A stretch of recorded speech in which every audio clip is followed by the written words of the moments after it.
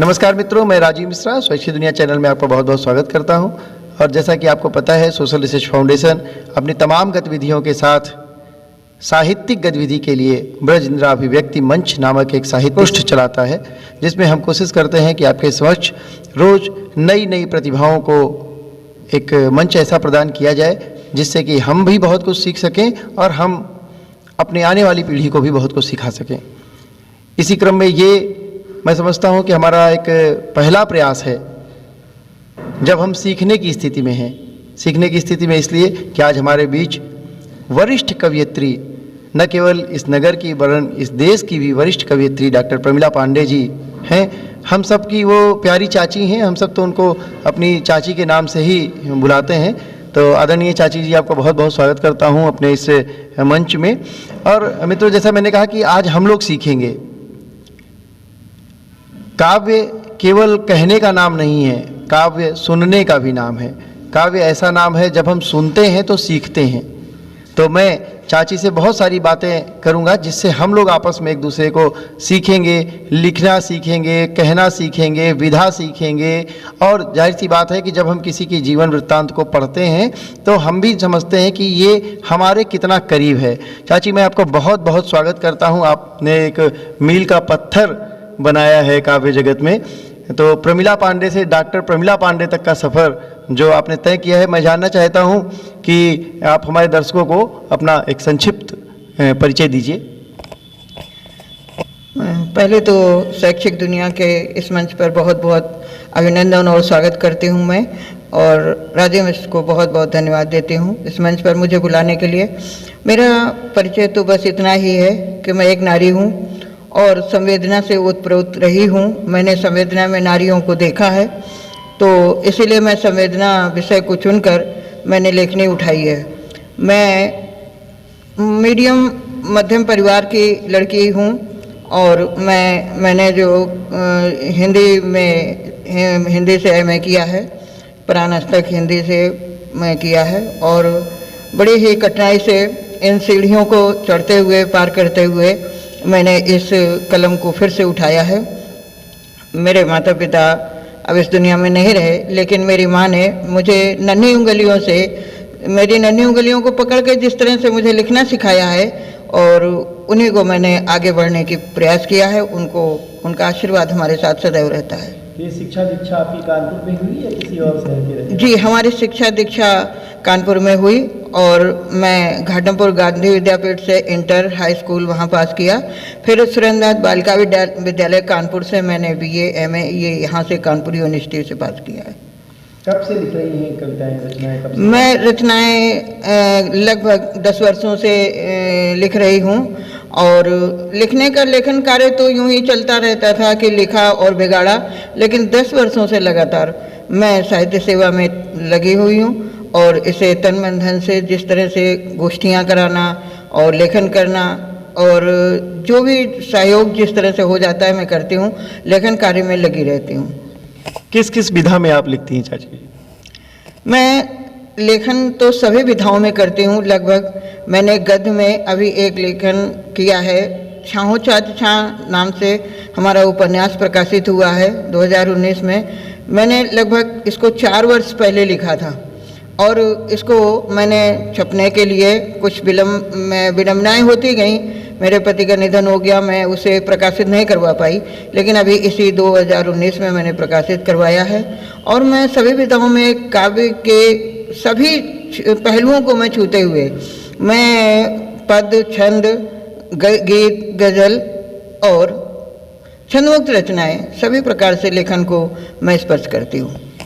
बहुत बढ़िया है। जिस तरीके से आपने बताया कि पिछले 10 वर्षों से आप रचनाएं लगातार लिख रही हैं, लेकिन मैं ये मानने को तैयार नहीं हूँ, क्योंकि इस उम्र में आके कोई रचनाएं लिखना सीखता नहीं है। रचनाएं तो बहुत पहले से लिखी जा रही होंगी, बस औपचारिक रूप से उसको एक क्रमबद्ध या एक लिपिबद्ध जो हुई हैं, ये जरूर 10 वर्षों से हुई होंगी।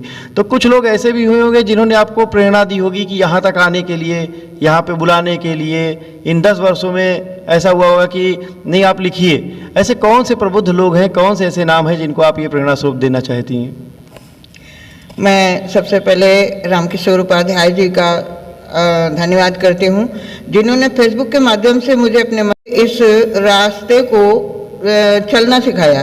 कविता तो लिखना और कविता पढ़ना, कविता सुना देना ये अलग बात है, लेकिन शिक्षा ग्रहण करना और शिक्षा की डिग्री ले लेना ये अलग बात है। मुझे कवि और कविता में क्या अंतर था ये भी बताया, और मैंने मंचों पर जाकर जो काव्य पाठ किया, और जो मैंने कुछ ही वर्षों में पूरे देश में जाकर, मुंबई में, दिल्ली में और उत्तराखंड में, अल्मोड़ा में, कई जगह सारे देश में जाकर मैंने कविताओं में मंचों पर काव्य पाठ किया। इसमें बहुत सहयोग इस मंच का रहा, हमारा युवा उत्कर्ष मंच, साहित्यिक मंच, जिससे मैं जुड़ी हूँ, और रामकिशोर उपाध्याय जी मंच के अध्यक्ष हैं, जिन्होंने मुझे इस रास्ते पर चलने के लिए प्रेरित किया।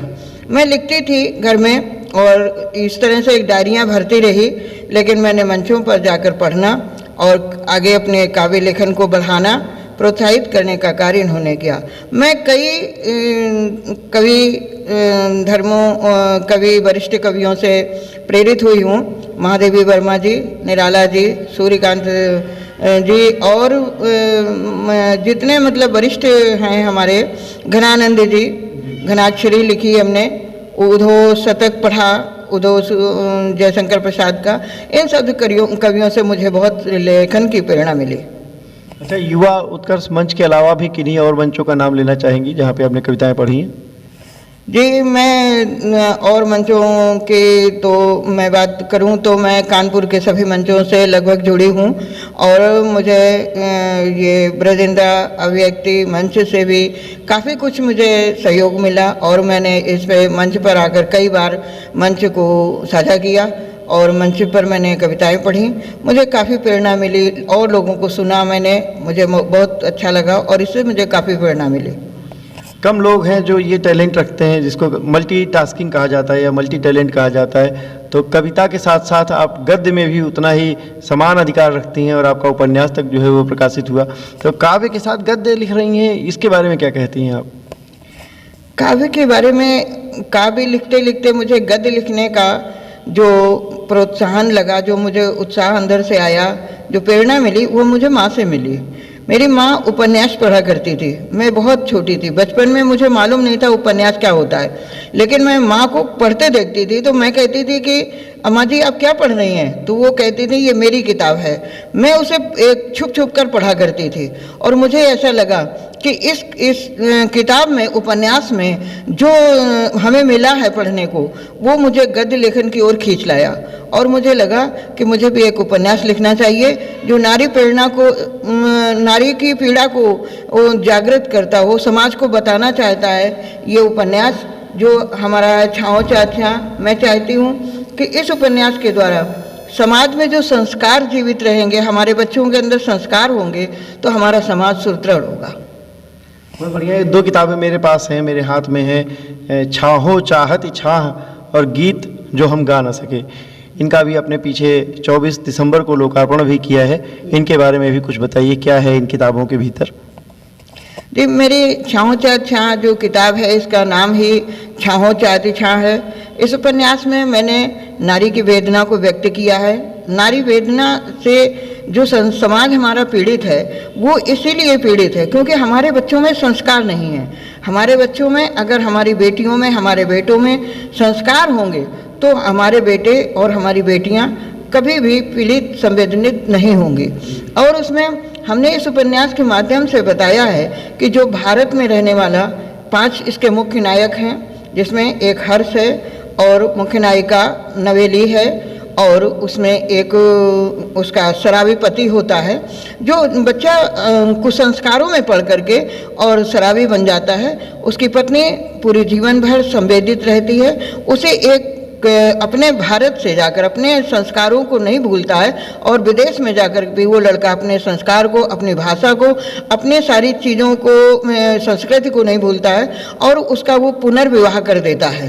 इसलिए मैंने इस उपन्यास में लिखा है कि जो स्त्री है वो एक छाया है जो हमारे परिवार को संस्कारित करती है और वो उसको भी एक छाया चाहिए। यदि वो हमारे बच्चे संस्कारित होंगे तो वो भी सुखी और समृद्धशाली हमारा देश रहेगा, परिवार रहेगा। नहीं, बहुत 17 अध्याय शायद इसमें आपने लिए हैं जी। और दूसरी किताब है जो मेरे हाथ में है, गीत जो हम गा ना सकें, इसके बारे में कुछ बताइए। ये राजीव भाई, गीत तो मैं बहुत दिन से लिख रही हूँ और कुछ गीत ऐसे लिखे हैं मैंने जो अभी कुछ ही दिन पूर्व, 2 वर्ष पूर्व हमारे पति का निधन हो गया, तो मैंने इस किताब का नाम ही ये रख लिया है कि गीत जो मैं गा ना सकी। कुछ गीत ऐसे लिखे हैं इनमें जो नारी की पीड़ा को उद्वेलित करते हैं और पति के ना रहने के बाद नारी बहुत अकेली हो जाती है। उसका पूरा सारा जीवन जो है वो एक आधारित रहता है पति पर, और यदि पति नहीं होता है तो उसका जीवन बहुत ही अधूरापन आ जाता है। इसीलिए मैंने कुछ गीत ऐसे लिखे हैं, जैसे मैंने एक गीत लिखा है कि चुटकी भर सिंदूर नहीं है आज हमारे पास, कि खोल के बंधन कहाँ गए तुम हमसे इतनी दूर, आज हमारे पास नहीं है चुटकी भर सिंदूर, आज हमारे पास नहीं है चुटकी भर सिंदूर। मैंने इन पंक्तियों को गीत में बांधा है और मैंने और भी कई तमाम तरह के गीत लिखे हैं कि कैसे ढूंढूं आज मैं तुमको, चारों ओर धुआं है, एक ओर है दुर्गम खाई और एक ओर कुआं है। इस तरह से मैंने अपने पीड़ा को व्यक्त किया है इसमें। और मैंने कुछ माँ के लिए पंक्तियाँ लिखी हैं, तो मैं माँ के लिए पंक्तियाँ समर्पित करना चाहती हूँ, आपका आदेश है तो। मैंने अपनी माँ को खोया है अभी कुछ ही दिनों पहले, तो मैंने माँ को इन पंक्तियों में समर्पित करते हुए कहा है कि माँ क्या है, माँ क्या होती है। जब माँ थी तब हमने जाना नहीं माँ क्या होती है, लेकिन जब माँ खो गई तब हमने जाना कि माँ क्या होती है। मैं इन पंक्तियों के माध्यम से आपको इस 4 पंक्तियों को माँ को समर्पित करती हूँ। कि तुम गीता हो, रामायण हो, तुम चारों वेदों की थाती, तुम आरती पूजा वंदन हो, तुम जलती दीपक में बाती, तुम आरती पूजा वंदन हो, तुम जलती दीपक में बाती, तुम स्वर हो मधुर कोकिला का, तुम राग रागिनी वरदाती, तुम दोहा रोला भजनामृत, तुम ही दीपक मल्हार गाती, तुम दोहा रोला भजनामृत, तुम ही दीपक मल्हार गाती, तुम मधुर चांदनी चंदा की, तुम दिनकर का उजियारा हो, तुम ही बसंत सी पुरवाई, तुम पतझड़ का पखवारा हो, तुम ही बसंत सी पुरवाई, तुम पतझड़ का पखवारा हो, तुम ही नदियों में गंगा हो, तुम ही नदियों में गंगा हो, तुम ही संगम की धारा हो, तुम ही नदियों में गंगा हो, तुम ही संगम की धारा हो, तुम मंदिर मस्जिद गिरजाघर, तुम ही नानक गुरुद्वारा हो, तुम मंदिर मस्जिद गिरजाघर, तुम ही नानक गुरुद्वारा हो।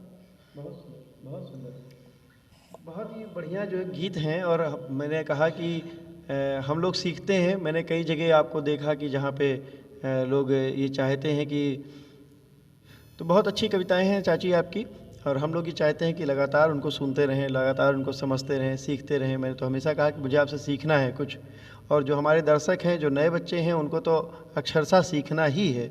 मैंने कई मंचों पर देखा जहाँ चाची के जो गीत हैं वो खुले हाथों से लिए जाते हैं, बारंबार उनकी प्रशंसा की जाती है, बारंबार उनको दोबारा सुनने की फरमाइश होती है। तो चाची, कविता को कैसे लेती हैं आप? समय काटने के लिहाज से लेती हैं, या आपके भाव हैं, या साहित्य सेवा है? क्या सामाजिक संदेश है कविताओं में?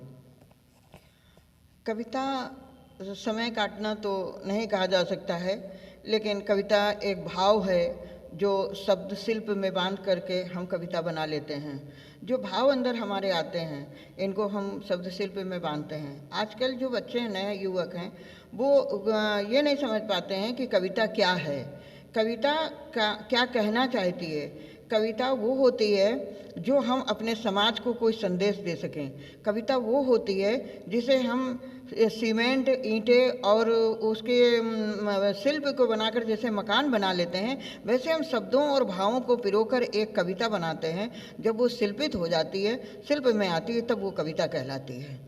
मैंने कविता के रूप को, नारी संवेदना को मैंने कविता के भावों में पिरोया है।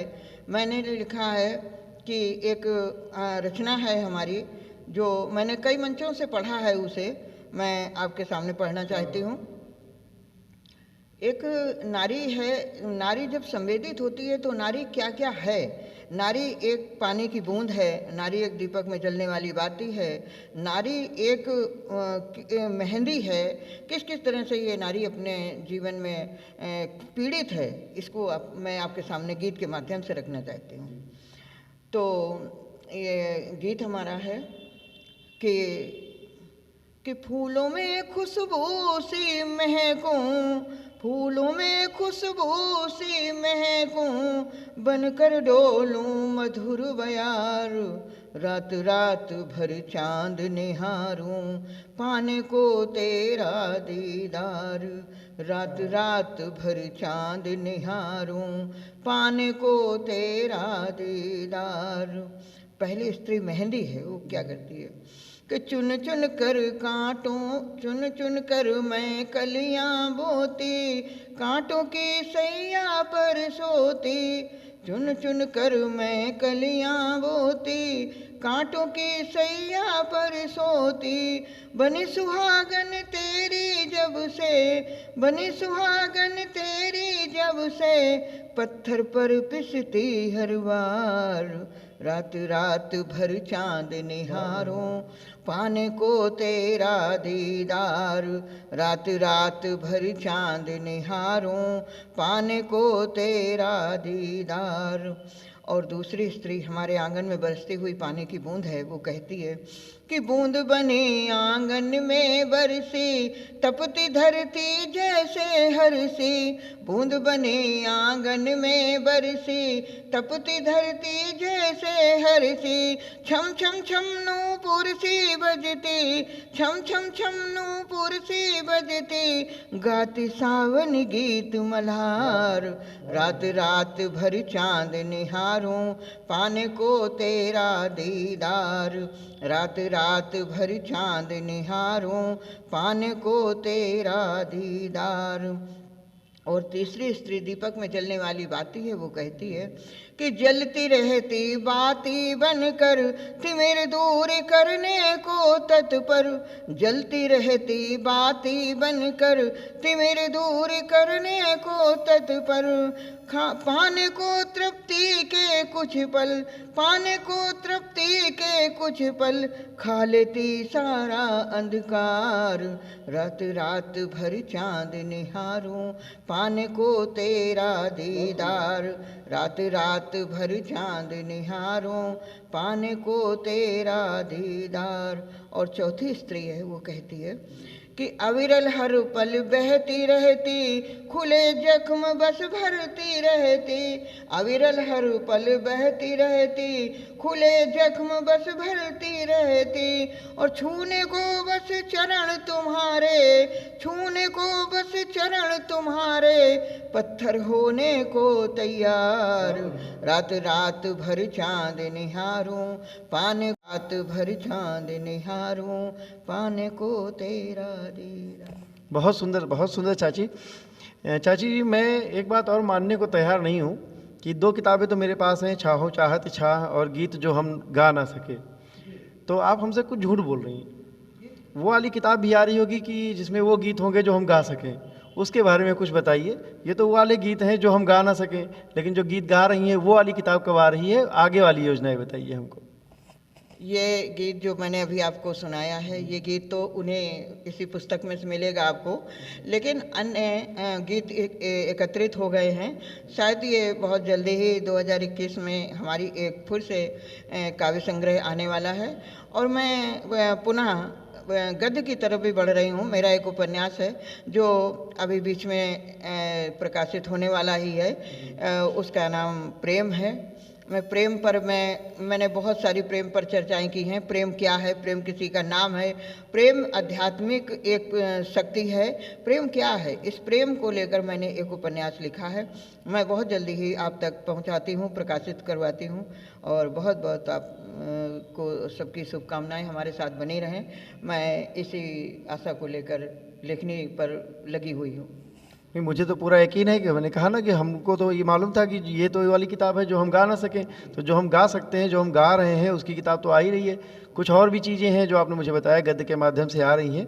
तो मेरी और हमारे इस मंच की, हमारे इस चैनल की बहुत बहुत शुभकामनाएं आपके साथ हैं। यदि आपका कोई और एक काव्य, आपकी कोई और एक रचना हो जिसे आप हमारे समक्ष प्रस्तुत करना चाहें तो आप प्रस्तुत करें, फिर हम आपसे विदा लें। तो आइए एक आध रचनाएं हम लोग चाची जी से और सुनते हैं और उसके बाद फिर इस कार्यक्रम को विराम देते हैं। चाची मैं इसी अपनी पुस्तक से एक रचना और पढ़ती हूँ। जब हमारे देश के बच्चे, छोटे छोटे बच्चे तिरंगे बनाते हैं और तिरंगे बेचते हैं, तिरंगा बेचना अपराध है। तिरंगे जिस दिन 15 अगस्त और 26 जनवरी होता है, कुछ गरीब बच्चे जो हैं तिरंगे बनाते हैं और अपने पेट भरने के लिए उसको व्यवसाय बना करके वो कई दिनों से पहले से तैयारियां करते हैं और वो तिरंगे बना कर बेचने का प्रयास करते हैं। और उनके उस प्रयास से मुझे लगता है कि उनके कई महीनों का भोजन एकत्रित हो जाता है। देखिए, इस गीत को, इन शब्दों को मैंने गीत में बांधने का प्रयास किया है।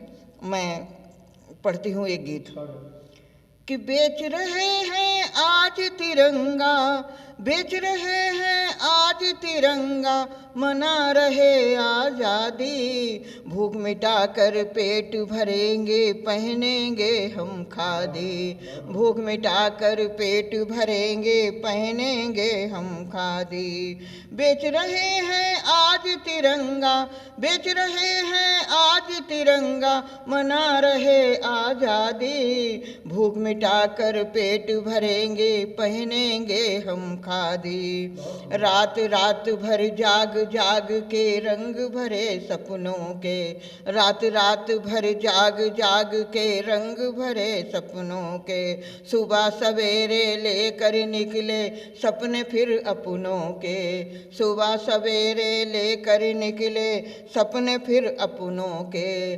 तन पर नहीं है कपड़े पूरे, तन पर नहीं है कपड़े पूरे, टोपी है एक सादी, भूख मिटा कर पेट भरेंगे, पहनेंगे फिर खादी, भूख मिटा कर पेट भरेंगे, पहनेंगे फिर खादी। देश रंगा जब 3 रंग में, लाल हरा और श्वेत, देश रंगा जब 3 रंग में, लाल हरा और श्वेत, फांसी पर लटका किसान था गिरवी रख कर खेत, फांसी पर लटका किसान था गिरवी रख कर खेत।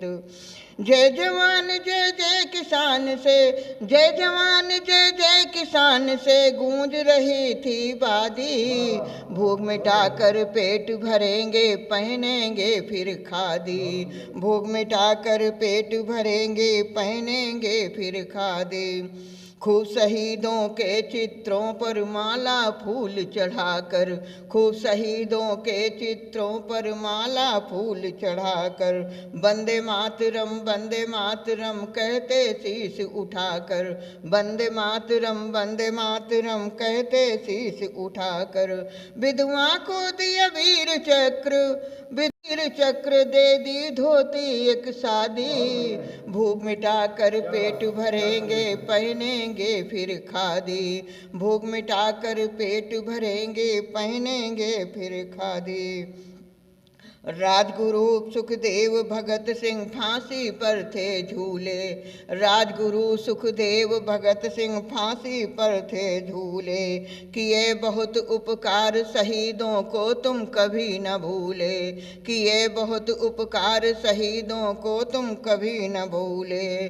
सेना को अधिकार सौंप दो, सेना को अधिकार सौंप दो, मिटा दे आतंकवादी, भूख मिटा कर पेट भरेंगे पहनेंगे फिर खादी, भूख मिटाकर पेट भरेंगे पहनेंगे फिर खादी।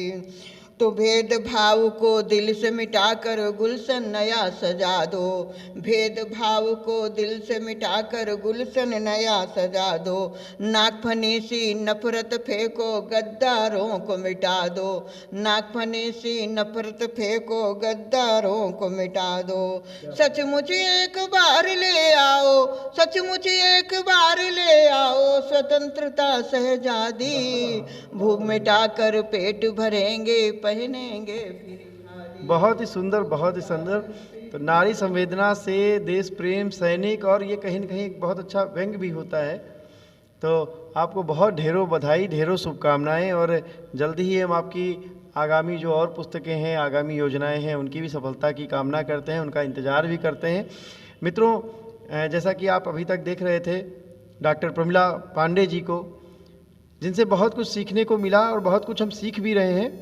हम अपने दर्शकों से, जो ख़ास तौर पे जो युवा लोग हैं, उनसे भी ये आग्रह करते हैं कि यदि आपके मन में लेखन से संबंधित कोई प्रश्न हो, कोई सवाल हो, पुस्तक लेखन तक आप जाना चाह रहे हैं, या आपके मन में कुछ दुविधा होती है कि भाई हम रस, श्रृंगार, अलंकार यहाँ हम कैसे पहुँचें, तो जाहिर सी बात है कि हमारा ये जो चैनल है, इसके कमेंट बॉक्स में आप सीधे डॉक्टर प्रमिला पांडे जी से सवाल पूछ सकते हैं। क्यों? क्योंकि जहाँ से आप लिखना शुरू कर रहे हैं और जहाँ आप पहुँचना चाहते हैं, वो उस जगह पे पहुँच चुकी हैं। तो ऐसे वरिष्ठ कवयित्री हमारे बीच में हैं, आपके चैनल पे हैं। मैं आपसे पुनः निवेदन करता हूँ कि अपने कमेंट बॉक्स में अपना जो प्रत्युत्तर है, जो अपने कमेंट हैं, उसको आप पूछें, अपने सवाल पूछें और अपनी जिज्ञासा को शांत करें। इसी के साथ चाची हम आपसे विदा लेते हैं, और जल्दी ही ये आशा करते हैं कि हम लोग फिर से चाची के साथ एक बार जल्दी ही भेंट करेंगे।